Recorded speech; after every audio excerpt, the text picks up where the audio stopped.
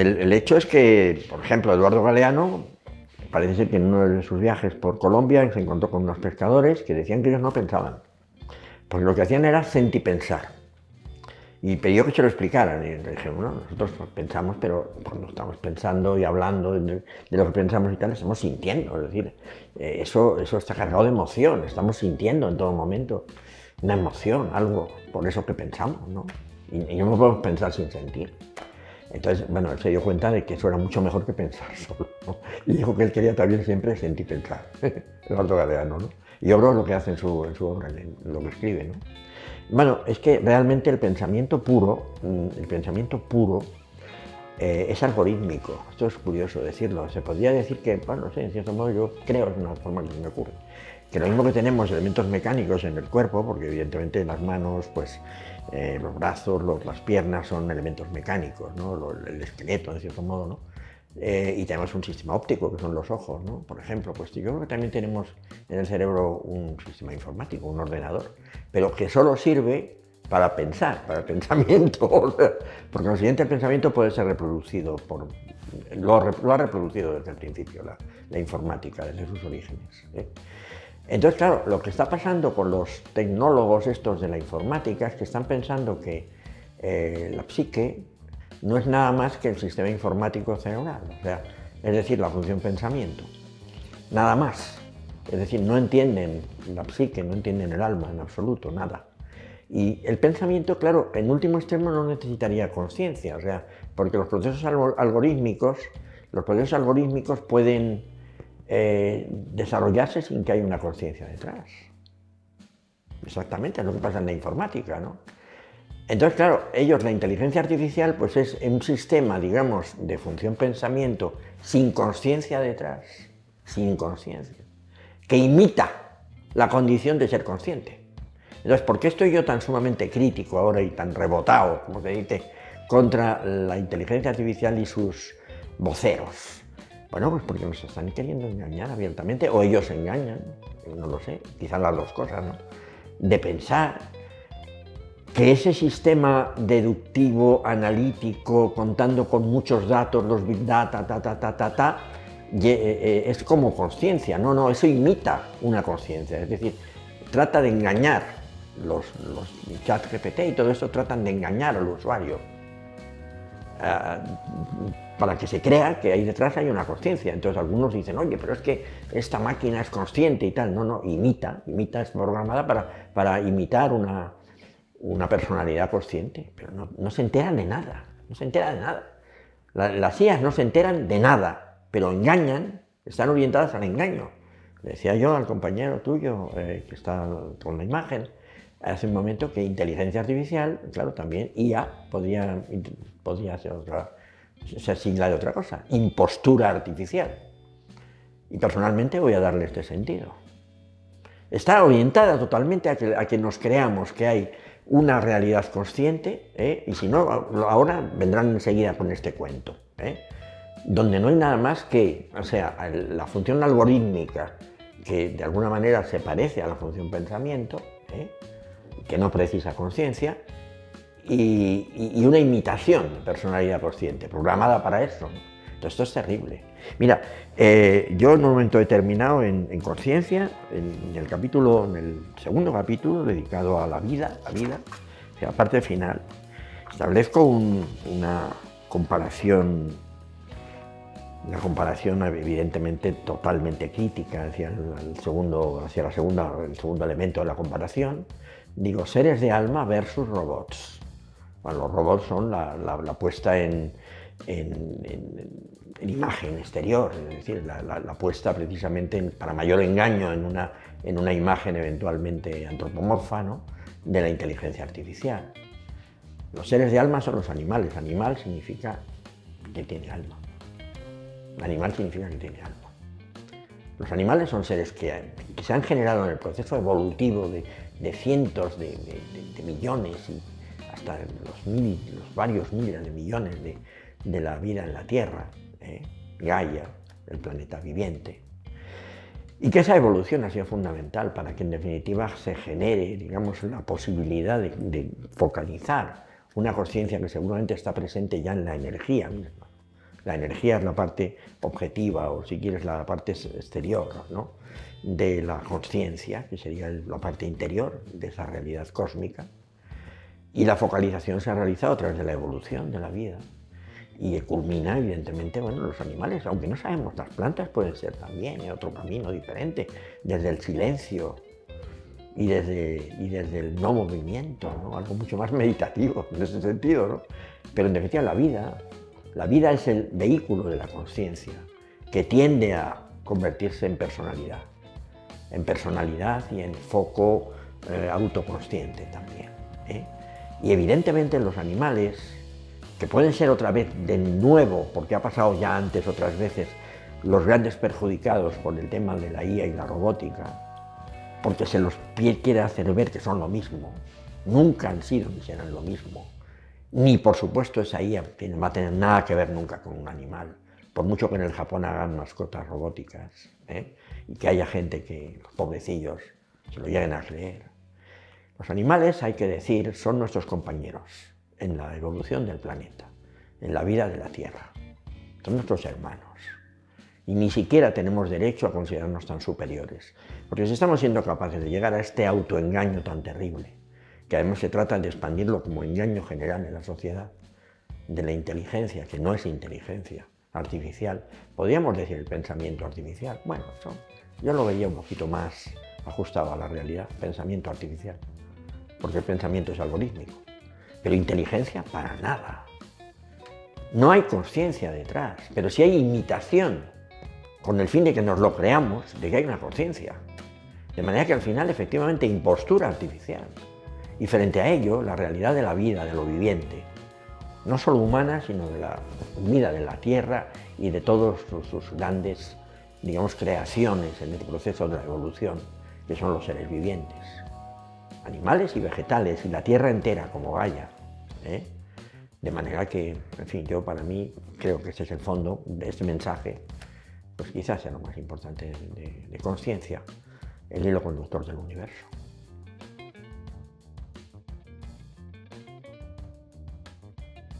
Uf, mi vida es muy extraña, ¿eh? O sea, a ver, yo soy hijo de una escritora poeta, de una poeta que ahora se ha recuperado, María Dolores de Pablo, se ha recuperado su poesía ahora y está recién publicada muchos años después de su muerte, que ya era una mujer muy especial, ¿eh? Pero no quiero meterme en esto. Y yo, bueno, de muy joven, ella era, pues sí te puedo decir, era teósofa, eso sí es verdad, era miembro de la Sociedad Teosófica, me metió ahí, no en la sociedad, pero en las ideas y tal, siendo yo adolescente. Entonces yo siempre he sido un libre pensador, es la palabra muy atípico, ¿eh? Pero vamos, eso no me ha impedido de joven hacerme geólogo, que es una carrera preciosa, por cierto, hay que decirlo, ¿no? Y que luego me hizo conectar y me permitió pues, entender mucho mejor la hipótesis Gaia de Lovelock, muchos años después. Pero bueno, en realidad yo he sido siempre una persona de pensamiento, incluso a un nivel muy exagerado, hay que decirlo, ¿no? Me he planteado problemas existenciales, más que existenciales, esenciales, yo te diría. Y el libro comienza por una experiencia teniendo yo 13 años en la calle, o sea, algo que pensé, sentí, muy extraño, es el comienzo, esas son las primeras palabras del libro. Bueno, en concreto, sentí extrañeza de ser. Eso es curiosísimo, ¿eh? Yo creí que estaba loco, absolutamente pensé que estaba loco para enterrarme, ¿no? Sentí, pero ¿qué es esta luz? Esta luz que veo, que oigo, que estoy aquí, muy extraño. Y bueno, eso me creó un complejo de loco durante muchos años, ¿no? Digamos que de momento no lo asimilé bien. Esto para que te das una idea, yo tenía 13 años. Entonces, bueno, luego como mi madre resulta que tenía una escuela típica y tal, no me voy a meter, pero yo estuve también dando clases muy atípicas, siendo geólogo y todo, ejercí de geólogo, pero poco tiempo. Y luego me dediqué a esta escuela de mi madre, que falleció pronto. Y luego, bueno, en un momento determinado sentí la necesidad de lo que yo era, que era filósofo. Evidentemente era filósofo, es decir, estaba ejerciendo todo el tiempo, eso es así, ¿no? Yo solo, ¿no? Que eso tuviera un reconocimiento, ¿no? Además porque me sentía demasiado marginal, sinceramente, me sentía demasiado marginal y no estaba cómodo así. Yo no tengo vocación de marginalidad social, digamos, eso no. No me importa tener una cierta marginalidad, tampoco quiero quedarme ahí, yo quiero que la gente se dé cuenta de cosas que yo entiendo, ¿no? Pero bueno, si la marginalidad es por ideas, es decir, que no estoy en las ideas dominantes, bien. Ahora la marginalidad social, que te vean como un friki, no me gusta. Sinceramente, que no soy un friki, no me siento friki. Entonces me doctoré en filosofía, pues en torno al cambio de siglo, ya mayorcito. Y desde entonces, bueno, sinceramente estoy mejor. Es decir, me hacía falta esto, lo necesitaba. Parece una tontería. Luego había una persona amiga que me ha dicho, ¿a ti qué te importa tener ese título ahí? Mira, ¿qué quieres? Es como como llamarte no sé qué. O sea, es decir, ¿te gustaría que de repente te empezaran a llamar Rodolfito? Pues no sé, sería raro, ¿sabes? Igual no hay más remedio para pasar desapercibido si te está buscando la policía, pero sinceramente no es agradable. O bueno, a mí no me convence mucho, perdón que lo diga, que una persona que es mujer diga que es hombre y viceversa. No me convence, a mí tampoco me convencería para mí, pues si yo soy filósofo, pues es mejor que sea doctor en filosofía, me siento mejor, ¿sabes? Y desde entonces además me he sentido más autorizado a escribir sobre filosofía de la naturaleza, conexión con geólogos, y bueno, de mi gran preocupación desde los 13 años, el ser como fondo de conciencia en cada ser. Y ser no solo es para mí ser humano, sino que conectando con la filosofía de la India, todo ser vivo, absolutamente todo ser vivo.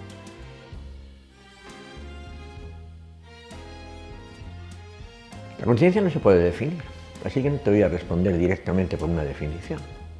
La conciencia se experimenta, se vive, la experiencia se vive todo el tiempo. Esto quizá puede ayudar un poco a reconducir la pregunta en una respuesta con más coherencia.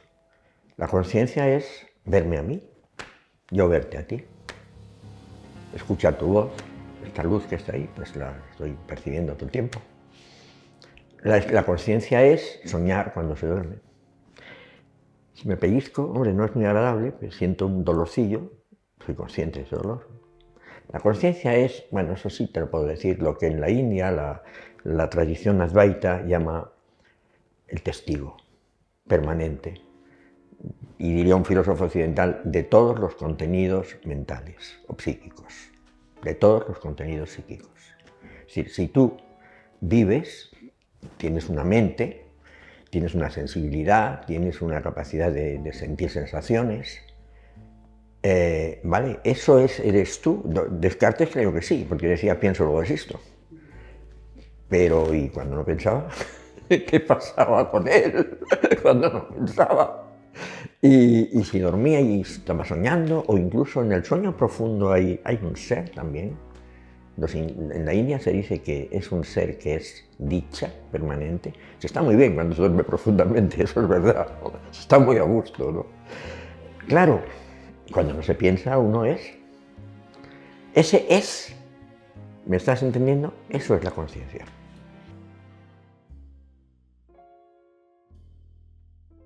Yo entiendo que se pudiera equivocar, o sea, vamos a ver, por ahí no va mi mayor crítica, tengo otras peores, digamos, ¿no? Hacia Descartes. No, yo ese ahí le veo, creo que es importante, el cogito ergo sum. A ver, el hombre trataba de estar seguro de algo, porque decía que no iba a estar seguro de nada. Y dijo, bueno, pues a ver, ahora estoy pensando, pues hombre, es evidente, estoy seguro que estoy pensando. O sea, tengo esa seguridad, ¿no? Cogito ergo sum. Pues mira, se equivocó en no pararse a pensar qué pasaba con esa seguridad de ser cuando no está pensando. Si hubiera hecho ese experimento, para mí sería como cuando en física antigua, Aristóteles dijo que todos los cuerpos caían a la misma velocidad. Pero no se molestó en coger, vamos a ver, una bolita de corcho, no una pluma, porque el aire la sostiene, ¿no? Una bola de corcho y un trozo de plomo y dejarlos caer. Habría visto que caen a la misma velocidad, pero no lo hizo. Entonces, este hombre, Descartes, no meditó, no conocía ese concepto. La meditación es parar el pensamiento y parar la mente, pero sobre todo el pensamiento, con un tío que está pensando todo el tiempo. Y darte cuenta de que queda una luz, que sigue siendo. Yo a eso le llamo la luz.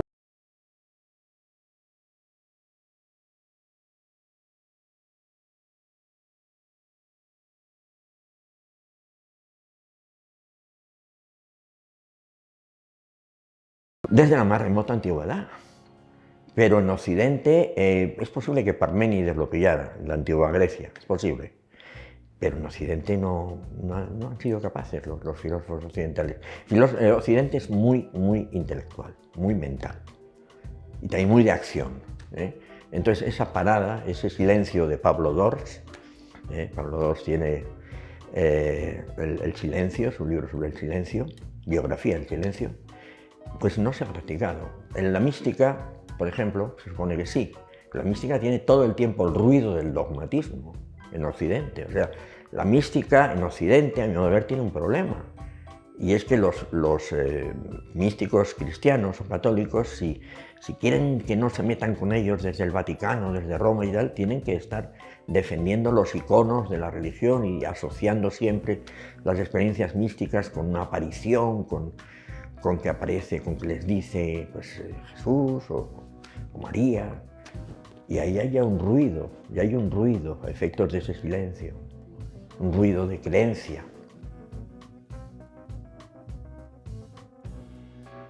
Pues mira, ahí hay una palabra, hay una cosita que se va hacia la lingüística ahora, para no estar tiempo así, que la lingüística es muy bonita también.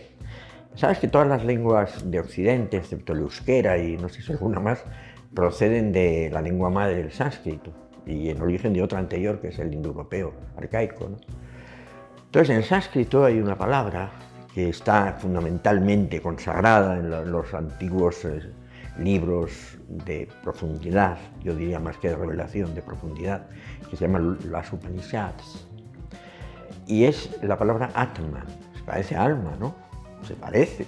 Yo no sé si me echan un capón los especialistas y me dicen, no tiene nada que ver, no, es otra cosa. Bueno, a mí me lo recuerda, ¿no?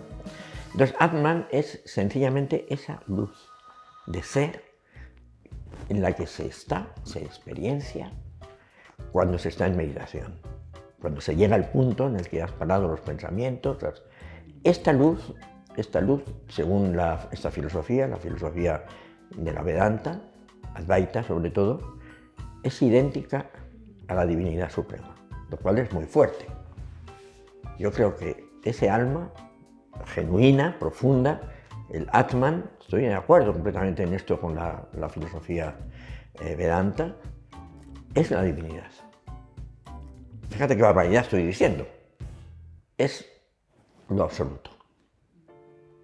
Entonces, esto es hinduismo puro, pero también panteísmo, claro, indudablemente, ¿no? El alma, bueno, yo en almas separadas, en el sentido de que son como islas, ¿entiendes? Y entonces esa isla tiene que ir dando saltitos por ahí, o se apaga o se enciende. No creo tanto. Yo creo más en Atman, como la luz de ser profunda que hace que seamos, sencillamente. El espíritu se puede traducir al español, a mi modo de ver. Y a otras lenguas occidentales, el espíritu. Es que es un ignorar, o sea, como se dice en español, ignorancia crassa. Es decir, no querer darse cuenta, no querer saber nada. Es que no es un problema, la gente lo está ignorando porque está todo a su alrededor para que lo ignore, ¿no? La gente común, vamos a decir, intelectuales y los tecnólogos y un sector importante, pero no todos, los científicos. Por los científicos hay división, hay más complejo, ¿no? El mundo científico es más complejo hoy. Pero yo diría que especialmente la gente de tecnología y la mayoría de los intelectuales que ejercen de intelectuales, los políticos, casi todos también, pues no sé si habrá alguna excepción, efectivamente no lo entienden, ni lo quieren entender. No lo entienden ni lo quieren entender. En el libro Antes de Conciencia, este último, hace 9 años saqué La rebelión de la conciencia. Es un libro muy interesante, creo. Bastante militante por el título, ¿no? Hay algo ahí de golpe, ¿no? La rebelión de la conciencia. A ver, es contra esto. A ver, hay unos dogmas establecidos en la modernidad que siguen en la posmodernidad, y yo diría que empeoran, en modo de ver, en la posmodernidad, ¿no? El dogma de la modernidad, en este sentido, que intenta eliminar completamente el espíritu, es el materialismo filosófico. El materialismo filosófico, bueno, realmente es la ideología y la concepción del mundo más valorada en las universidades, en la mayoría, no en todas tampoco, pero diría que en España, en Europa Occidental, en casi todas, ¿no? y se considera como la concepción del mundo de la racionalidad. Pero claro, es una racionalidad, esto es importante, de solamente hacia los objetos, o sea, las cosas, que puede estudiar la ciencia, que son siempre cosas que están fuera de nosotros, o sea, que la ciencia se enfoca sobre cosas que están ahí, o a lo mejor no son cosas, pero las cosifican. ¿A qué me refiero? A los animales, de una manera tradicional. Los pobres animales han sido cosificados para poder diseccionarlos.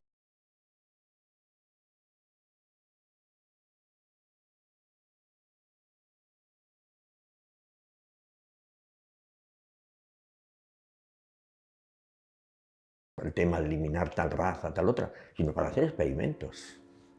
Es así. Luego, la ciencia estudia cosas, objetos, pero no sabe nada de la luz del ser y no la entiende.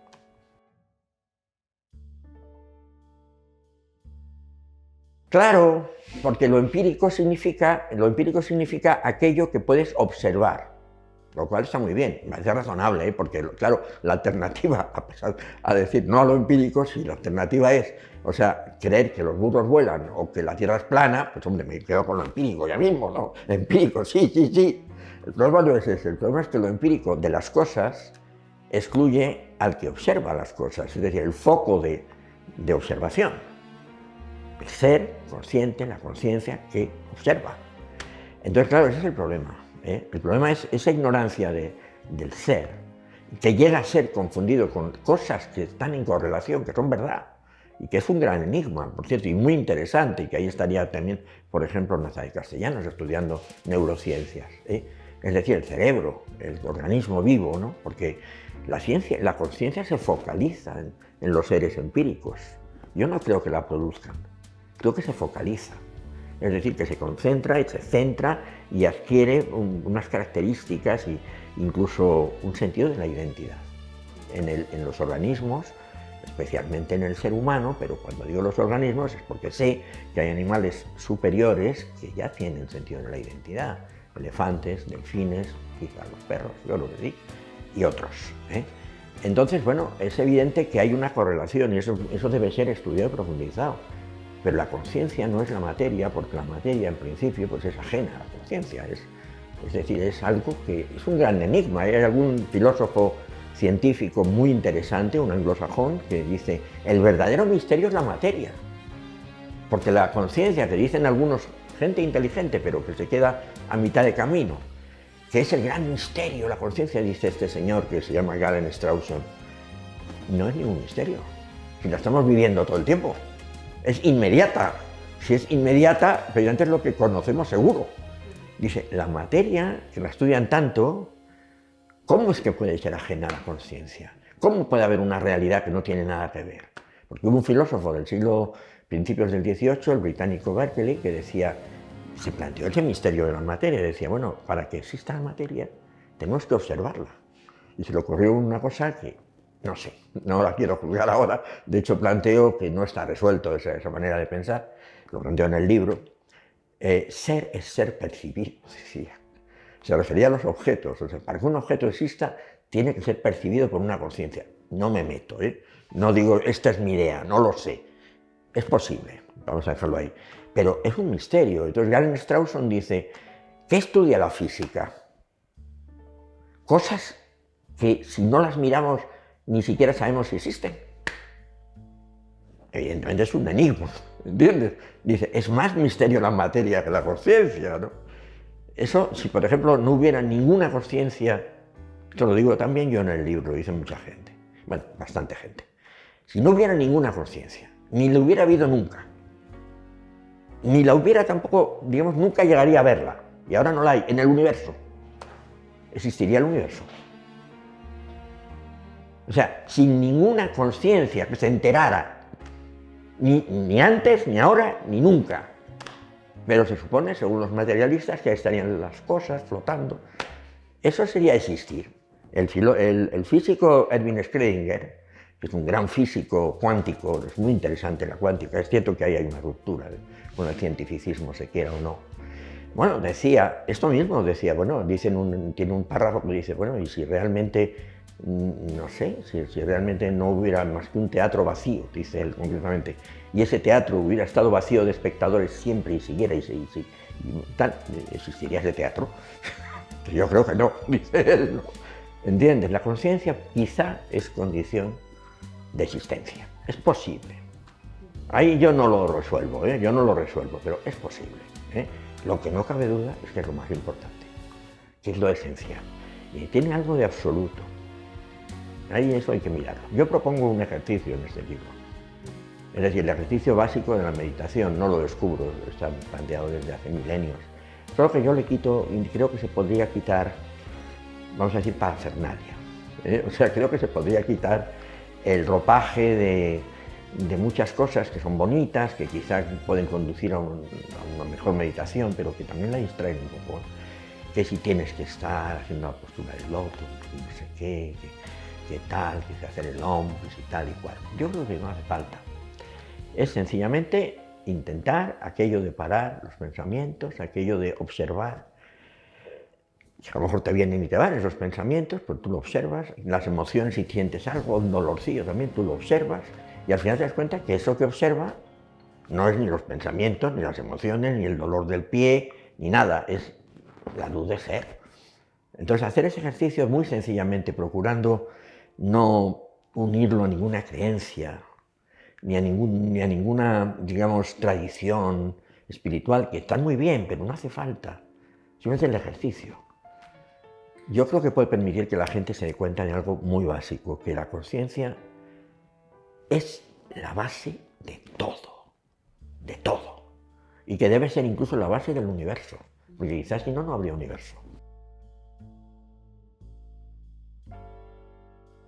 Bueno, pues hombre, es que el problema, a ver, antes de llegar a qué beneficios es en qué maleficio estamos ahora, ¿no? Es que el extravío, es que el lío en que está la gente, es decir, la confusión mental, es que es terrible, o sea, es que mi capítulo penúltimo, laberinto, ¿no? La laberintización es enorme, es decir, que la gente necesita una certeza, y no tiene ninguna. Ten en cuenta que ahora estamos en la moda del metaverso, que sería, o es ya, por el nombre que tiene el antiguo Facebook, ¿no? Va a haber una realidad que no existe, que es creada informáticamente, pero donde se puede meter la gente y vivir estupendamente ahí, con su avatar y no sé qué, y importando un bledo que haya realidad afuera o lo que sea. No te cuento ya la posverdad. Lo de la posverdad es tremendo. Es decir, que si tú te lo crees, y se lo cree mucha gente, eso es así. Por ejemplo, pues, si la gente se convenciera, hay gente, hay una secta que cree que la Tierra es plana, pues será plana, o lo cree mucha gente, ¿sabes lo que te quiero decir? ¿No? O el tema, pues yo no sé, de cualquier cosa, ¿no? Es decir, creencias absurdas completamente, o de política, temas políticos, ¿no? Dogmas religiosos verdaderamente sectarios o mayoritarios, pero absurdos completamente. Pero si la gente se lo cree, eso es verdad, se lo cree mucha gente. En la posverdad la formuló, no la inventó, porque eso es antiquísimo, ¿no? Pero el primero que la formuló rigurosamente fue Goebbels, el nazi Goebbels, cuando dijo, una mentira repetida miles y miles de veces se convierte en verdad. Entonces la respuesta es no se convierte en verdad. Pero el lavado de cerebro de la gente, la creencia dogmática y en definitiva el creer lo que quieres creer, eso es la verdad. La verdad está ahí, hay una verdad. Entonces la gente tiene que encontrar, como digo, una roca firme. Es decir, lo que buscaba Descartes, eso es muy digno de Descartes. O sea, para mí eso es lo mejor de Descartes. No lo consiguió del todo, pero dijo algo que es verdad. Si soy consciente de que estoy pensando, pues es que soy. Bueno, eso está bien, ¿eh? O sea, yo eso lo salvo en Descartes. Entonces, si la gente es capaz de darse cuenta de algo cierto, ahí ya no van a poder engañarle en eso, ¿entiendes? Lo cual significa que a lo mejor ya no lo van a poder engañar en otras cosas. Porque el problema ahora es que nos están engañando todo el tiempo y ya no sabemos si nos engañan o no, y además mucha gente dice que les da igual. O que incluso el rollo que se creen, a ver si se lo cree mucha más gente, con lo cual ellos están más tranquilos y pueden seguirse creyendo su propia mentira, ¿entiendes? Pasa en política, por ejemplo, piensa en Donald Trump y sus seguidores, ¿no? Por ejemplo. Y pasa fuera de ese área también, ¿eh? Vamos a ver, lo que no podemos negar es que hay lo que llamaríamos la interacción ante todo, es decir, las cosas no están aisladas, ni siquiera las áreas de la experiencia, ¿no? Es decir, el problema que puede tener, efectivamente, cuando has dicho esto de que vamos a echarle, me ha hecho pensar un segundo. El problema que puede tener la filosofía, cualquier filosofía, es que se puede quedar en una torre de marfil, ¿eh? O sea, se puede quedar aislada en una sensación de superioridad intelectual, espiritual. Esto es muy malo, ¿eh? Esto es muy malo. A ver, somos seres vivos que estamos en el mundo, en un mundo que está como está. Se puede intentar reconocer o ver cómo está. Ese mundo, pues es muy importante conocerlo. De hecho, es muy curioso que en Parménides, el genial filósofo, para mí el más grande de la antigüedad remota,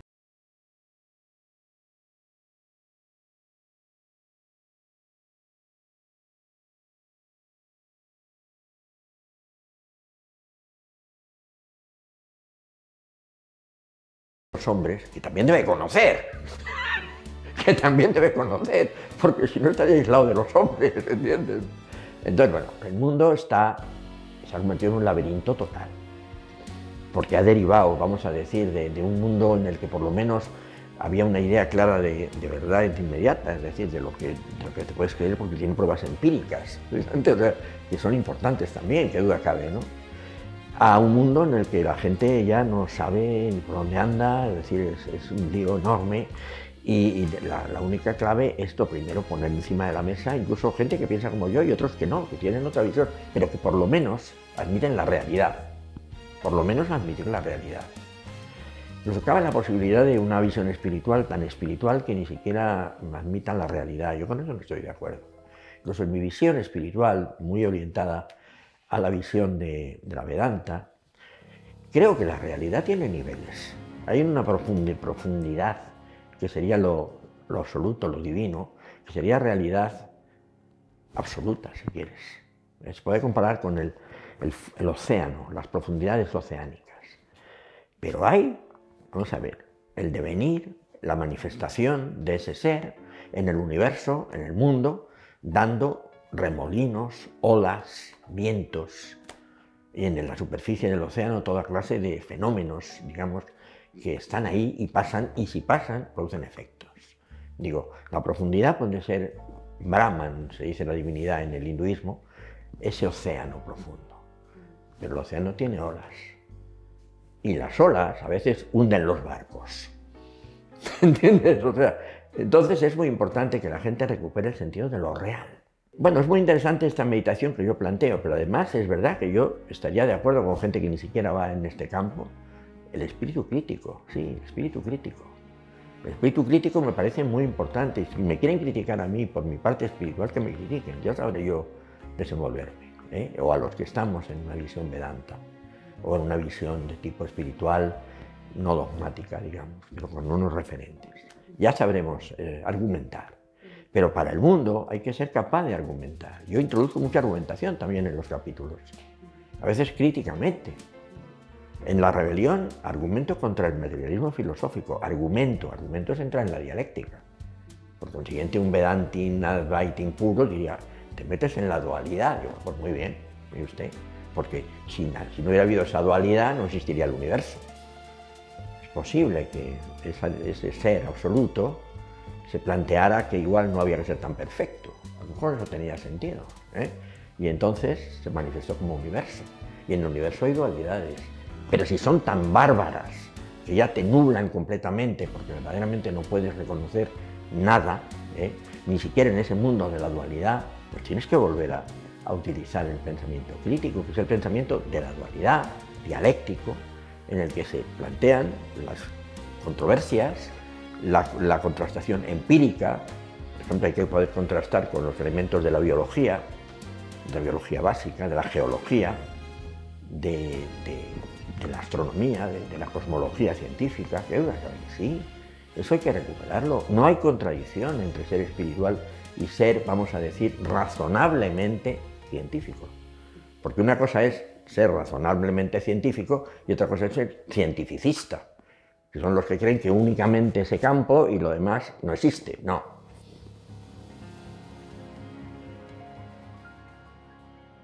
Bueno, es que los dos primeros capítulos, porque el libro tiene una estructura muy particular, ¿eh? El libro yo creo que tiene un fondo muy claro, es muy unitario, pero no deja de tener la dualidad dentro, porque es que curiosamente yo soy un Vedanta Advaita paradójico, porque admito el papel de la dualidad, es decir, de lo Dvaita, no Advaita. A es negación en sánscrito, como en nuestras lenguas, ¿comprendes? Es muy parecido al final a las lenguas romances, fíjate, Dvaita 2, dualidad, A, negación, ¿sabes? Parece que todo viene de ese idioma. Entonces, el universo evidentemente se basa en que ha habido un momento de dualidad en su propia, digamos, formación o surgimiento. La dualidad es necesaria, sería en forma yin-yang del taoísmo, ¿no? Ya sabes, la figura del yin-yang es muy interesante, ¿no? Ahí está la dualidad y está la no dualidad. De hecho, una no dualidad que excluye a la dualidad, paradójicamente, es terriblemente dual, porque está excluyendo una cosa y la verdad la tiene él y el otro es mentira, ¿no? La dualidad es necesaria. Entonces, en esa dualidad está el universo. Pero está en el libro también, porque resulta que, curiosamente, el libro tiene claramente dos partes, en cierto modo. Los dos primeros capítulos conectan mucho con mi libro Filosofía de la Naturaleza, que fue el primero que me sacó Kairos. Son Filosofía de la Naturaleza con un, digamos, referente importante en la filosofía hindú de los Upanishads. Pero no solo, todo el tiempo hablando de elementos, de datos de la ciencia occidental y también teorías de la ciencia occidental.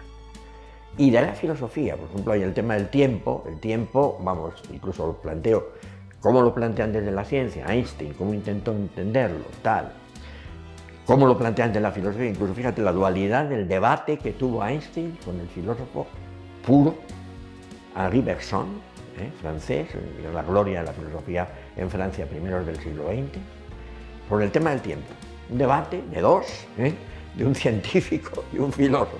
Meto mucha dualidad en el libro y yo encantado en meterla, para que la gente piense, porque para pensar hace falta dualidad, si no, no se piensa, se hace meditación pura, lo que sea, y es necesario pensar y saber pensar, y ahí está la filosofía. Entonces, claro, esa es la parte del libro, los dos primeros capítulos, que conecta con filosofía de la naturaleza, y luego a partir del tercer capítulo, que tú lo he titulado Sapiens, estamos totalmente centrados en el ser humano y en su laberinto. Que ya todo esto lo planteo y más o menos un poco se ve desde la introducción. Evidentemente, los tres últimos capítulos, centramiento en el ser humano y su laberinto, su situación laberíntica. Y la conclusión es un poco, sobre todo, va por este lado, porque es donde sobre todo se plantea el ejercicio de meditación elemental, meditación esencial, ¿no? Pero sí, porque al final lo que ocurre con el universo es que el universo necesita la conciencia para existir. Y esta idea, que ya la he planteado antes, en cierto modo, es lo que justifica el capítulo Energía y Tiempo. La idea es que la energía del Big Bang, el Big Bang nació energía, podía ser la objetivación, es decir, la posibilidad de ser observado desde fuera de la conciencia. Y esa conciencia, según el concepto del hinduismo, de todas las corrientes del hinduismo en ese sentido, es Brahman, es decir, la divinidad impersonal. La divinidad impersonal en la concepción hindú, que yo asumo en este sentido, claramente, es conciencia pura. Es conciencia pura. Creo que no, y realmente el tema es importante y me alegro mucho que lo saques. Incluso te diré que últimamente me he endurecido mi juicio hacia la cuestión. Ya hablo mucho en el libro, pero el libro está prácticamente ya terminado, ya entregado y tal, cuando surgió lo del chat GPT, ¿no? Se llama, que me parece algo, vamos, increíble en cuanto a manipulación y también en cuanto al trasfondo de lo que al final es la inteligencia artificial y para qué.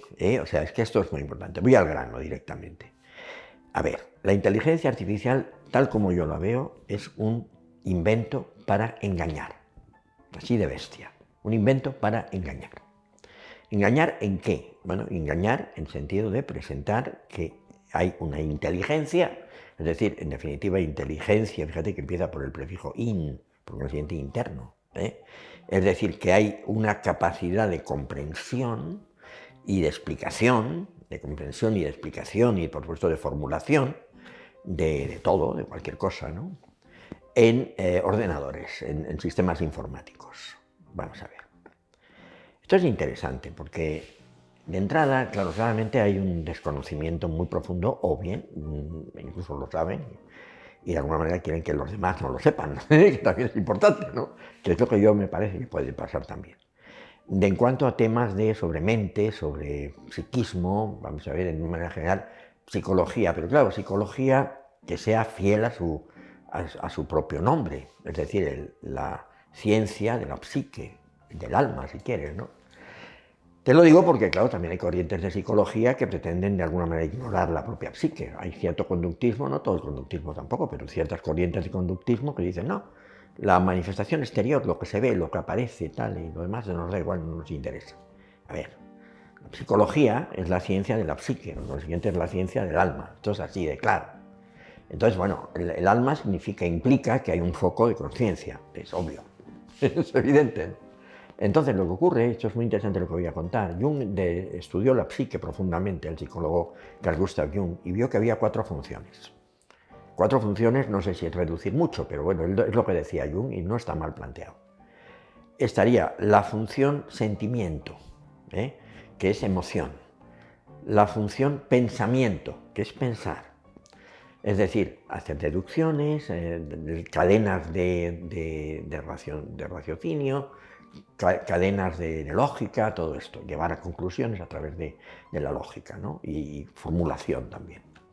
La función sensación, muy sencillita, es, a ver, te pellizcas, de repente te duele el estómago, vamos a ver, no tienes una gran emoción, a lo mejor te asustas, eso sí puede pasar, pero de entrada si tú te duele no sé qué, hombre, no es que tengas una emoción afectiva, te duele, sencillamente, tampoco lo piensas, es así, ¿no? Sensación. Y luego hablaba de la función intuición, que me parece muy interesante, que es más difícil de explicar y sobre todo dentro de la lógica racionalista, pero que creo que sí, creo que la intuición para mí es la comprensión pura, es un poco más largo, no quiero enrollarme sobre eso. Para mí intuición es comprensión pura, es decir, el momento del insight, ¿no? Está. El insight sería comprensión, sería siempre intuicional, hay modo de ver. 4 funciones psíquicas de Jung, pero fíjate que hay una particular en esas 4, y es el pensamiento. Porque el pensamiento puede ser reproducido informáticamente. Siempre ha podido ser reproducido informáticamente, desde que se inventaron los primeros sistemas, hasta incluso mecánicos, preelectrónicos incluso. El pensamiento, es decir, las cadenas lógicas que manejan datos, es decir, elementos basados en sí, no, que construye, digamos, una idea de una manera mecánica, mediante bits. Eso puede ser manejado mediante procesamiento lógico, llegando a unas conclusiones en ausencia de consciencia. En ausencia de consciencia. Es decir, el proceso del pensamiento no precisa de la consciencia. Porque el proceso lógico informático es un proceso que parte de tener memorias, que en definitiva son acumulación de datos y de conclusiones y de todo, de varios niveles además, de largo plazo, recientísima, la que está funcionando ahora y tal. Tener datos que entran y que son manejados por lógica formal, incluso intrincadísima. Pero todo eso es programable. Todo eso puede ser algoritmo. El pensamiento es algorítmico. Es terrible decir esto, pero es que somos más que pensamiento, que era lo que no tenía claro Descartes. Es que somos mucho más que pensamiento. De hecho, recuerdo el gran escritor Eduardo Galeano, extraordinario, gran filósofo también, cuando se encontró en Colombia con unos pescadores que dijeron que ellos no pensaban, que ellos solo siempre sentipensaban. Es vincular totalmente el pensamiento con lo que sientes, lo que te hace sentir, las emociones, y también enraizarlo en el cuerpo. Enraizarlo en el cuerpo también, luego la sensación.